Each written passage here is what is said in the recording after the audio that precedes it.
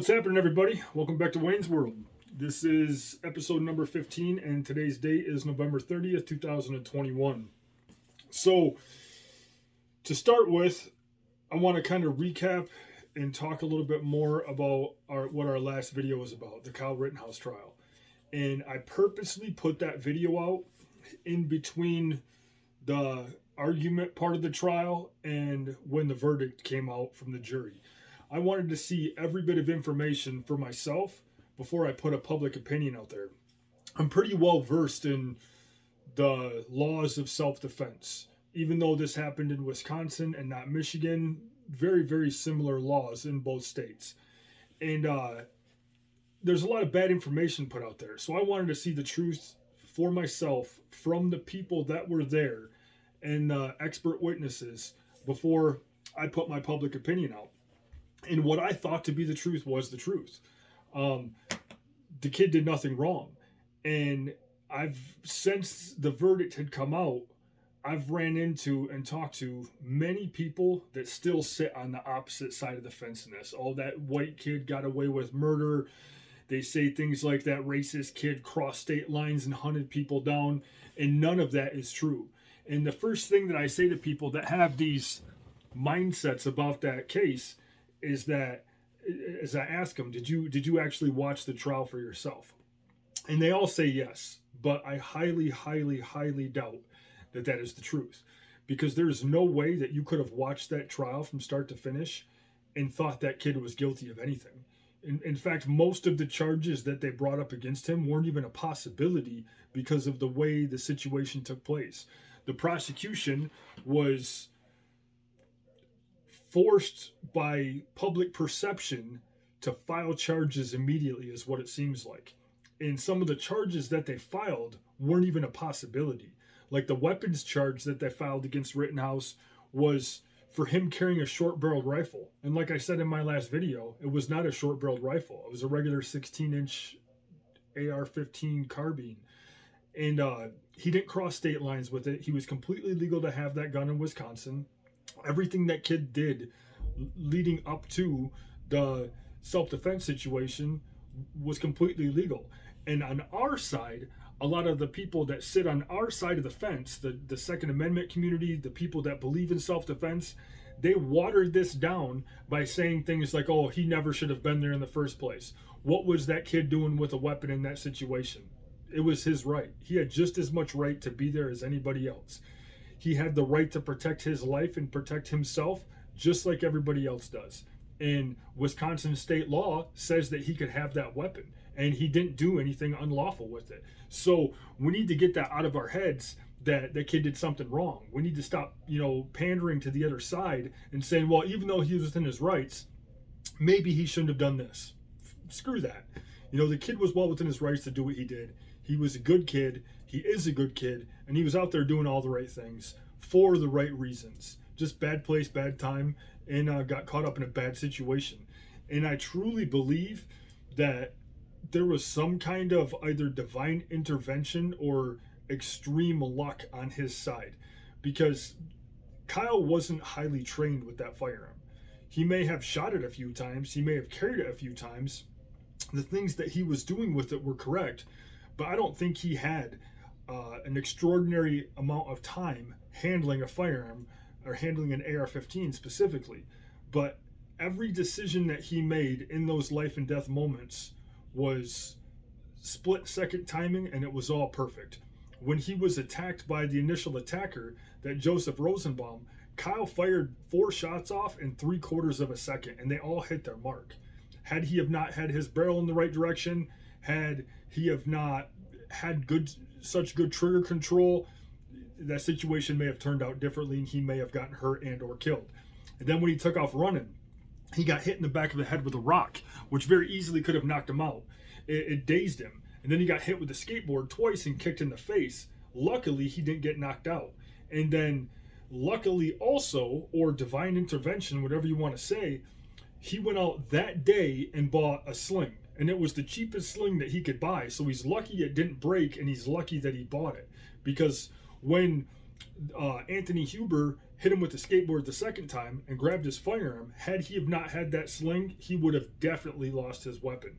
And he fired one shot, which killed Anthony Huber.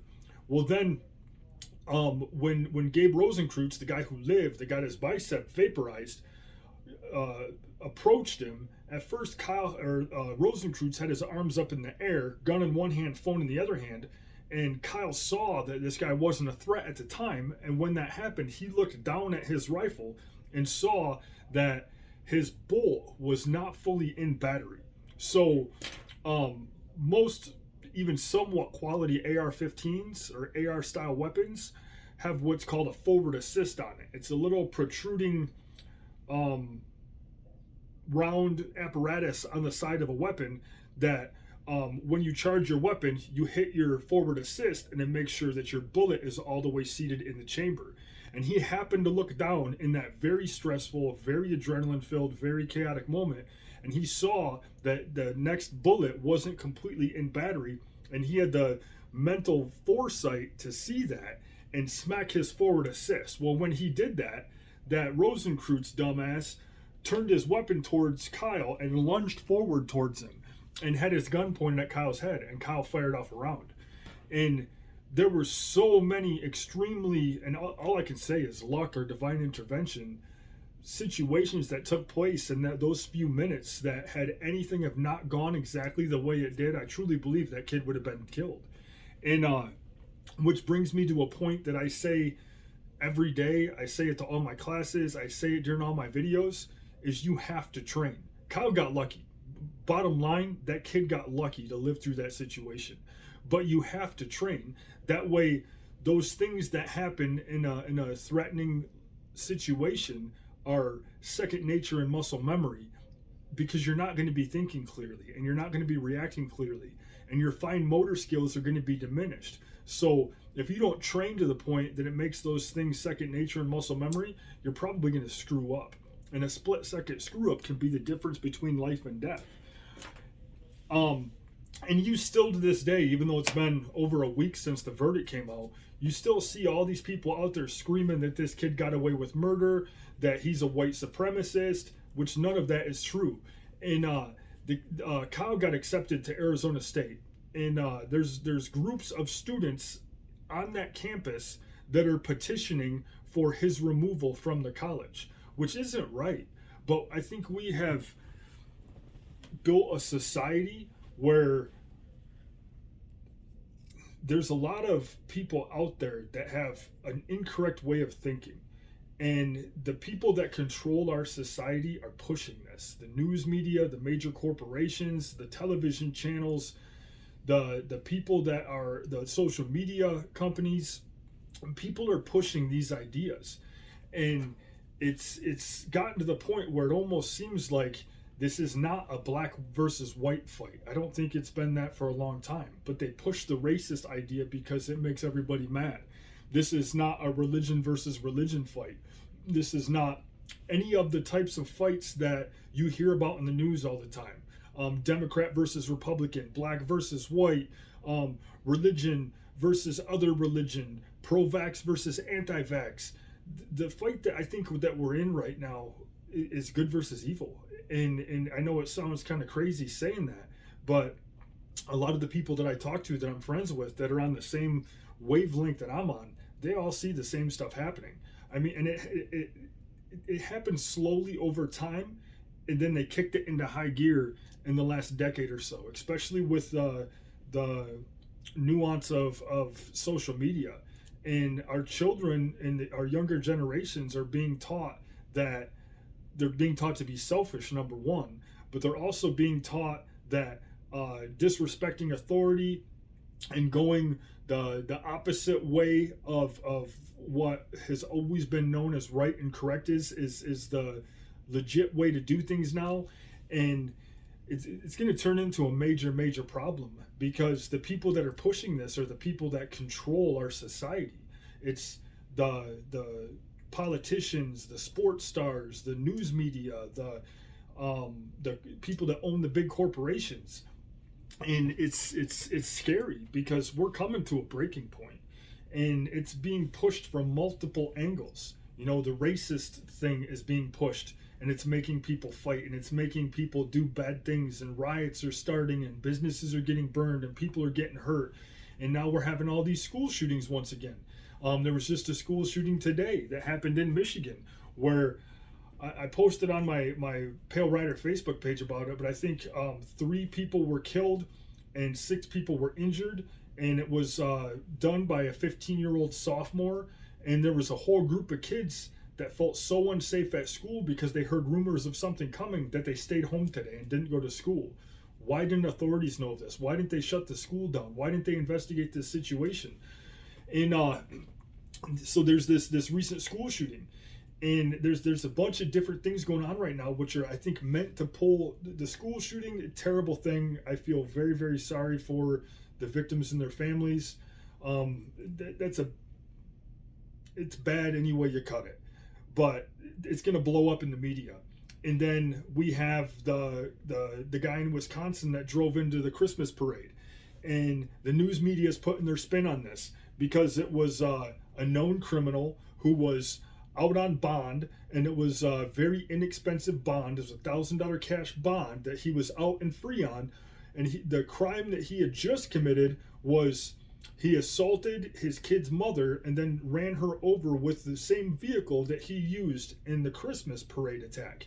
And this guy was a known black nationalist, a known racist, a known criminal, and the news media reports it as car drives into parade. The first report they put out was man in car fleeing from crime unintentionally runs into a crowd of people. That's how they put it out there. But the truth is this guy intentionally went there to intentionally kill as many and hurt as many people as he could. But they put their spin on it because it was a black male intentionally committing crimes that should have not even been free.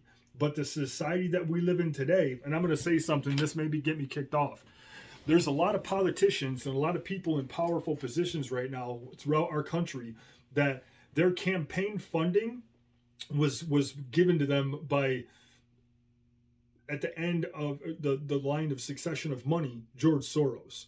And George Soros has paid to put all these people into position to disrupt our way of life in our country. And when things like riots happen, he's paying for a lot of those people to be there at those riots. And he's paying the prosecutors, and he's paying the people that are on the legal side of things, so that when these people get arrested, no charges are filed and they're let immediately right back out of jail. Some of our current politicians were known to be putting bail funds together as well for these people. Our current vice resident, she was putting a bail fund together along with a few other politicians to get these people out of jail so they can go back to the riots. And look at the words that she said last year during all the riots. She said it's not going to end anytime soon, and she basically condoned it and supported the people doing it, supported people burning cities, burning businesses, attacking people, hitting people with bricks, doing, terrible things within these innocent communities, where it's not the people that own those businesses or the people that live in the communities that even were supposed to have done something wrong. So we're pushing this idea of evil. Even the words that we use these days, words that used to be known to mean bad things, now were used as if they are good things, like the word wicked or the word bad. People use those in a connotation to mean good now, but it's always meant bad. And I think this idea is just one more thing that's meant to trick people into, blurring the line between right and wrong and good and evil. So the Kyle Rittenhouse situation we talked about, the Waukesha, I think it's Waukesha, Wisconsin, where that driver hit those people, tons of people injured, 6 people dead, school shooting today, and all of this stuff is going on. Meanwhile, the Ghislaine Maxwell trial just started yesterday, and everybody was all up in arms about the Kyle Rittenhouse trial. Everybody was all up in arms and paying close attention to the Ahmaud Arbery killing trial. Everybody was all up in arms about the Andrew Coffey trial, which that was a young black male that had his house raided by police. They were there to arrest his dad. They had search warrants. His dad was in cuffs. They were searching the rest of the house. The kid was in bed with his girlfriend. He had a firearm.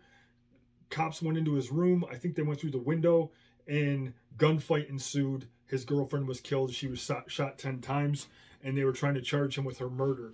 And he was found not guilty the same day that Cal Rittenhouse was found not guilty. Much different situation. Same thing with the Ahmaud Arbery situation. Much different situation from the Cal Rittenhouse situation, where number one, a young black male who was charged with murder and was using self-defense was found not guilty. And then the Ahmaud Arbery situation, where 3 white males were accused of murdering a black male, and they were found guilty. So this whole idea of our justice system is racist because Cal Rittenhouse was found not guilty is wrong. Cal Rittenhouse was found not guilty because Cal Rittenhouse was not guilty. I think if there was any possible way that jury could have found him guilty, I think they would have, because they were being threatened. All of them were scared. They were worried about their families. In fact, the jury bus was followed from the courthouse to their hotel by an MSNBC reporter.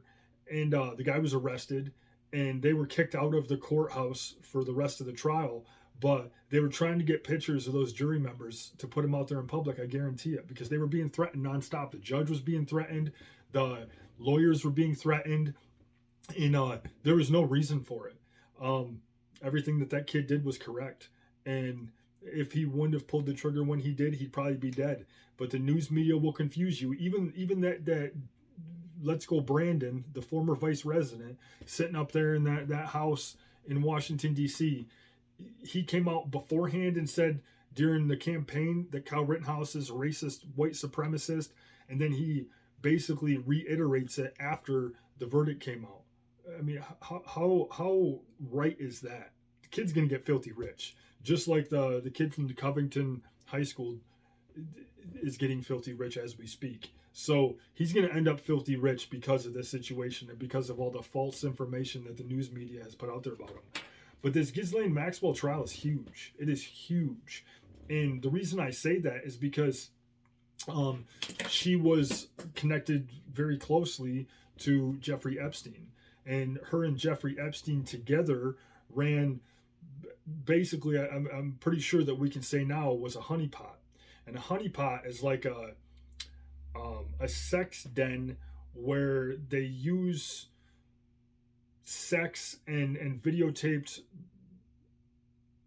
stuff to blackmail powerful individuals. I don't know what other way to put it, but I think that island of his was a giant honeypot scheme, and everything was on video and everything was recorded.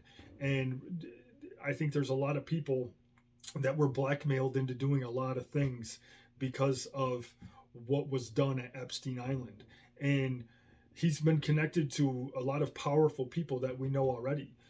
We know that Wild Bill, the Hillary's husband, they flew there, I think it was 26 times, or 24 or 26 times. They flew on Lolita Express to Pedophile Island.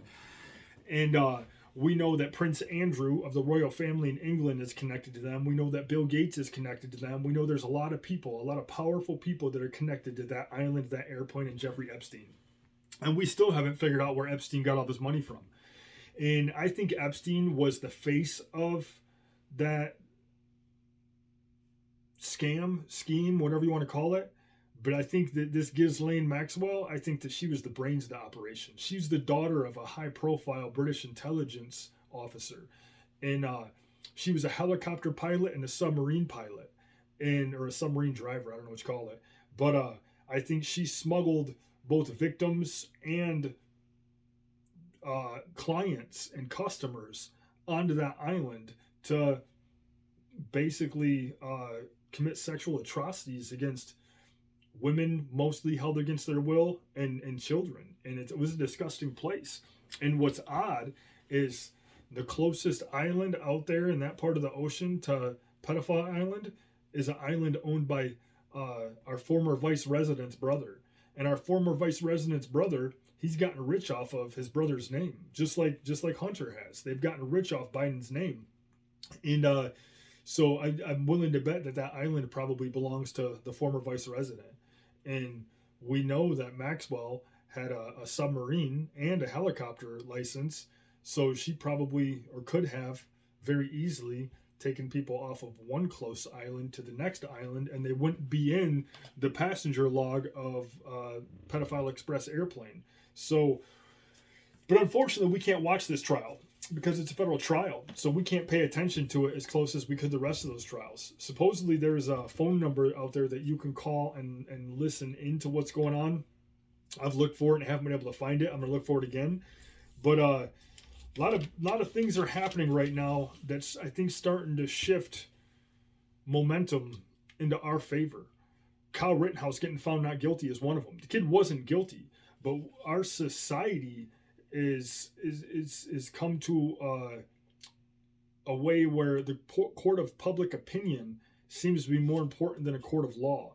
And the court of public opinion was that this kid was guilty, he did something wrong, and law and order prevailed in this situation. It did the right thing. So that's one check in the box in our favor. And then the fact that this Ghislaine Maxwell, or whatever her name is, has lived long enough to make it to trial, that's another check in the box in our favor. Because Epstein, they say that he killed himself in prison. Well, we know that he had 2 broken bones in his neck. And if you've looked into this situation, Louder with Crowder, he tried to do the same thing that Epstein did, and he couldn't even hurt himself, let alone damage any of the bones in his neck. And at that same time, the cameras were all miraculously not working. The guards were MIA, whether they were sleeping or purposely not going to that jail cell, I don't know. Epstein's cellmate was moved out that day. All of these coincidences happened at the same time in the most secure prison on planet Earth. And this guy who has blackmail evidence on dozens and dozens of powerful, famous people just miraculously dies. That's, I mean, you can't tell me that's what happened. And everything that and I use this word cautiously, that the deep state does, they want you to think that when someone speaks out against it, it is conspiracy theory. But the term conspiracy theory came out when JFK was assassinated.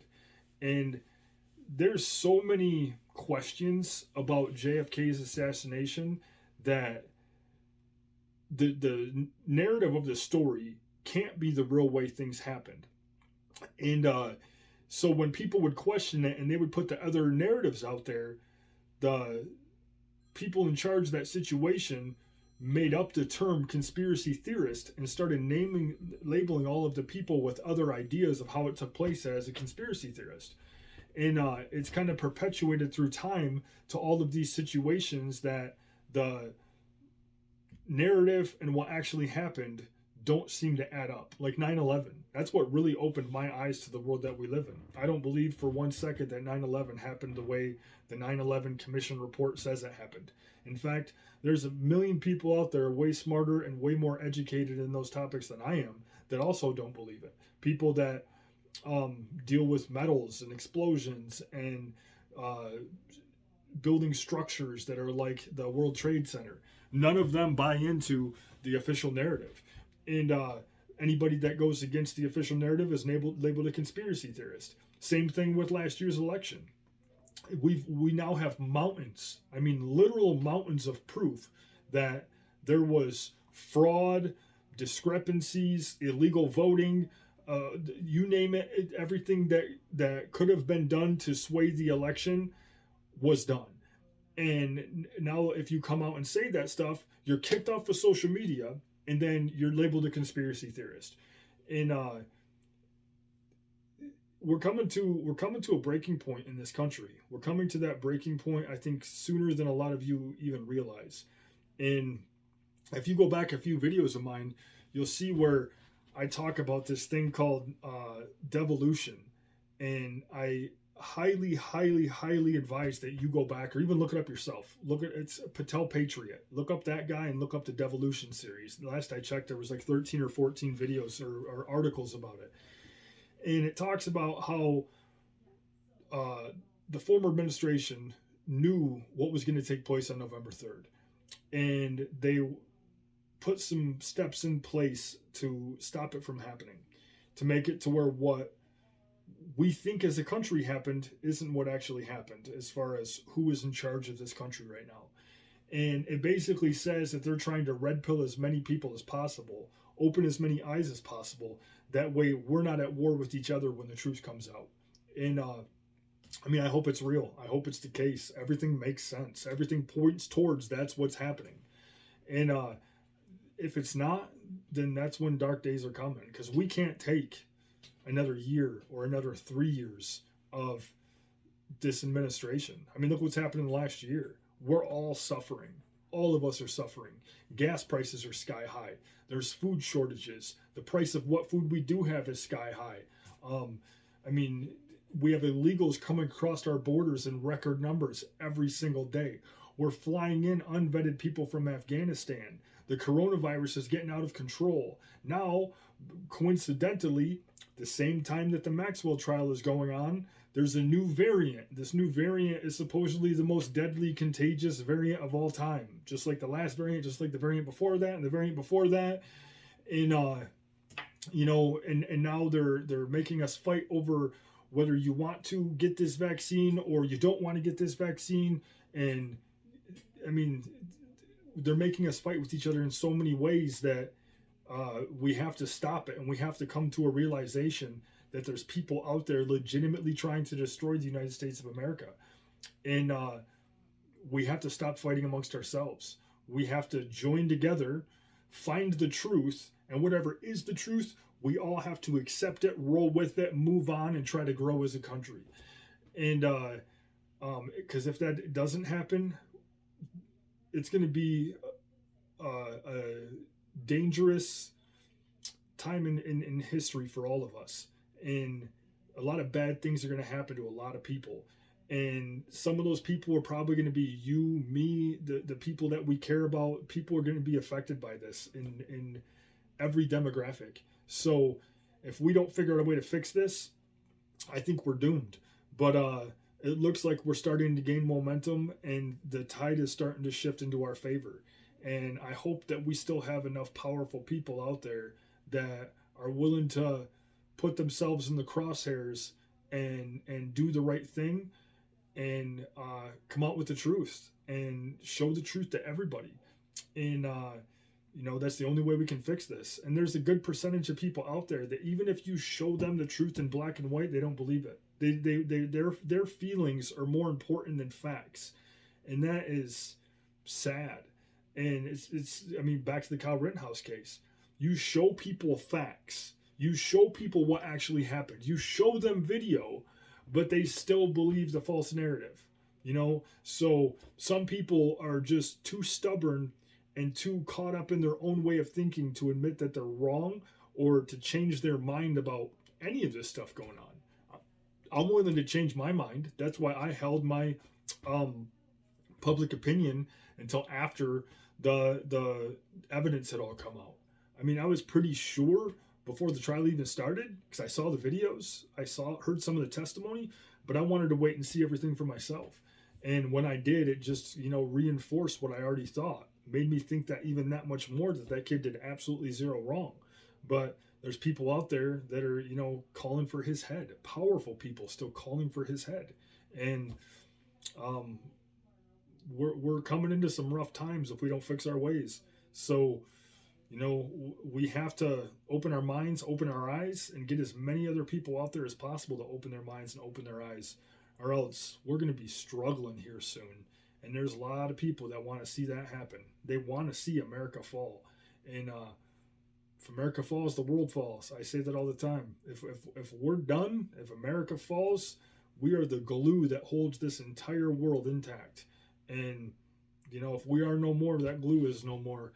And then the world becomes a very violent, dangerous, sad place. and nobody's going to be happy and comfortable except for those very few rich people sitting up at the top that forced all this to happen. And you rolled with them and sided with them and helped them cause this destruction. And I'm not saying any of you specifically, because I'm guessing if you're watching this, you probably think at least somewhat of the way that I do. So,